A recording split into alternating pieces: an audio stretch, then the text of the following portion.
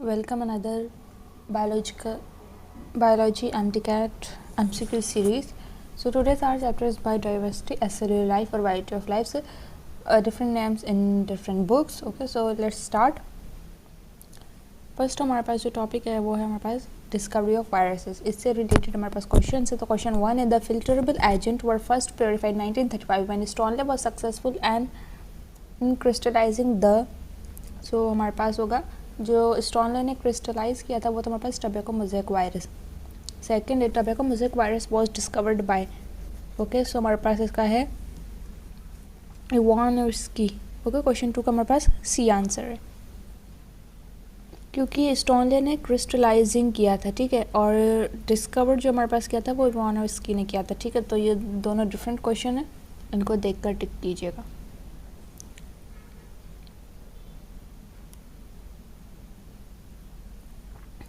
Second हमारे पास जो टॉपिक है वो है characters of virus. Virus can not replicate in. Virus किसके अंदर रेप्लिकेट नहीं होता. सो हमारे पास इसका होगा ब्लड प्लाज्मा. क्वेश्चन 4 है members of which of the following group are all parasite. Okay, किसके मेंबर्स सभी पैरासाइट है. सो होगा वायरसेस पैरासाइट है सभी.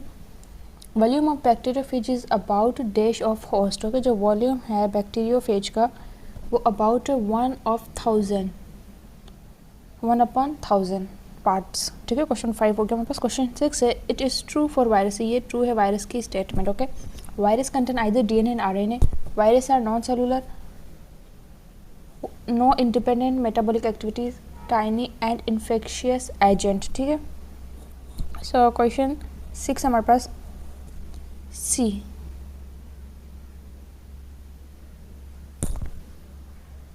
No independent metabolic activities. इनके अंदर कोई भी इंडिपेंडेंट मेटाबॉलिक एक्टिविटीज़ नहीं होती, डिपेंडेंट होता है अपने होस्ट के ऊपर.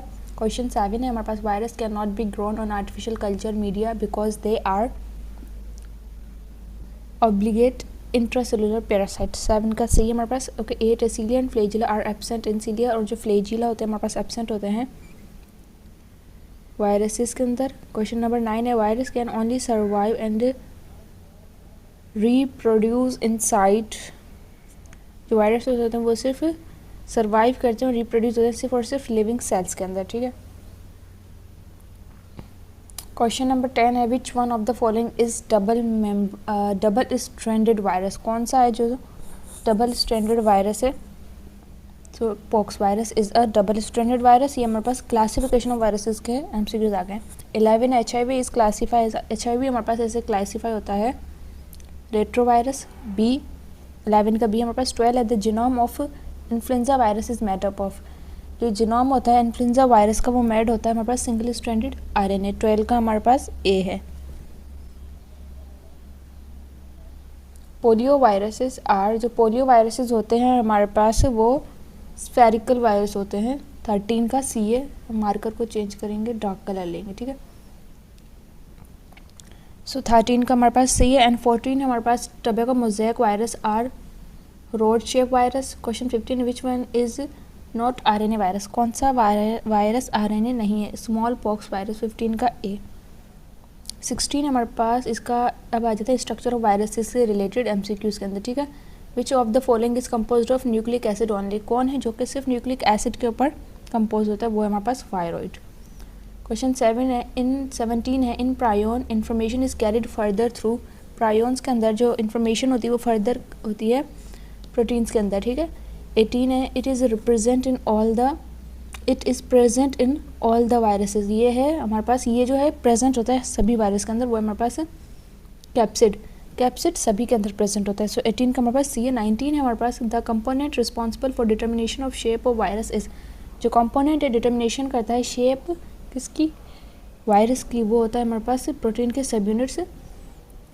ओके, क्वेश्चन नंबर 19 का हमारे पास है बी. 20 हमारे पास which of the following is not essential part of virus. Okay, which of the following is not essential part of virus. कौन सा है जो एसेंशियल पार्ट नहीं है. वो हमारे पास होगा एनवेलप. ये एसेंशियल नहीं है, हो भी ठीक है, ना हो भी तो भी ठीक है.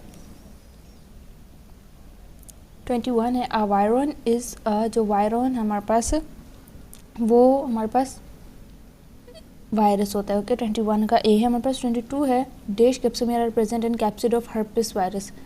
सो ये क्वांटिटी आपने याद रखनी है 162 capsomere are present in capsid of herpes virus. Question number हमारे पास था 22 का बी है सही। क्वेश्चन 23 है हमारे पास अब। The genome of most of the animal viruses contain, जो जीनोम है most of the animal viruses का कंटेन करता है RNA। 23 का सी है। 24 है हमारे पास। In viruses a combined structure form by core nucleic acid and capsid is okay. Virus के अंदर जो कंबाइंड स्ट्रक्चर होता है वो है हमारे पास न्यूक्लियो कैप्सिड। 24 का ए। 25 है हमारे पास। Capsid the protective coat of virus is made up of sub unit known as capsomere that are dash in nature okay. जो कैप्सोमियर होते हैं हमारे पास वो प्रोटीनिशियस नेचर होते हैं, सो इसका सी करेक्ट है। 26 है। Among following dash enzyme is naturally found in human immunodeficiency virus. ठीक है, इनमें से कौन सा है जो कि नेचुरली फाउंड होता है ह्यूमन इम्यूनोडेफिशिएंसी वायरस के अंदर? वो है हमारे पास रिवर्स ट्रांसक्रिप्टेज, यानी कि among the reverse transcriptase enzyme is naturally found in human immunodeficiency virus. So 26 का हमारे पास हो गया बी।